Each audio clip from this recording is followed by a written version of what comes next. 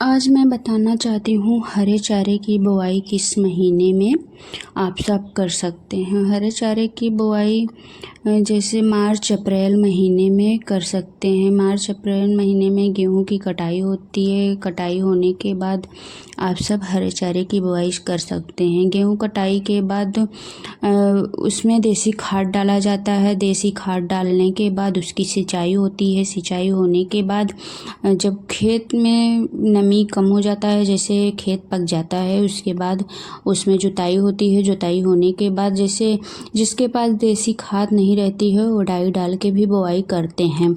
जैसे जुताई होने के बाद बुआई होती है तो बुआई में कैसे बीज कैसे लगता है, तो जैसे हमारे यहाँ 5 बिस्सा बोया गया है तो उसमें 5 केजी बीज लगा है। 5 केजी बीज लगा है। तो ऐसे आप सब जितना आप सबके पास खेत में बुआई करते हैं, जैसे जैसे एक बिस्सा में 1 केजी बीज लगता है, आप सब जैसे बुआई जितने खेत में करते हैं उसी के हिसाब बीज लगता है।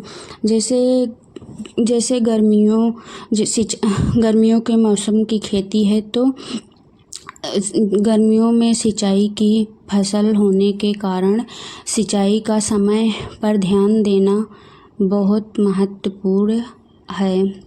पहली सिंचाई बुआई के 20-25 दिन बाद ज़रूर करनी चाहिए, ताकि जो बीज नमी की कमी के कारण जाम नहीं पाया है वह सिंचाई करने से जाम जाता है। हमेशा पहली सिंचाई हल्की करनी चाहिए।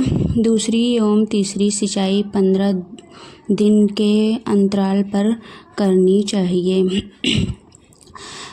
इससे चारा भरपूर मात्रा में पैदा होता है। सिंचाई करने के बाद उसमें यूरिया डाला जाता है। यूरिया डालने के बाद जैसे चारा जैसे छोटा रहता है तो उसके बाद 15-20 दिन के बाद फिर से सिंचाई होती है। सिंचाई होने के बाद चारा थोड़ा बड़ा हो जाता है, उसके बाद उसकी कटाई होती है। कटाई होने के बाद पशुओं को खिलाया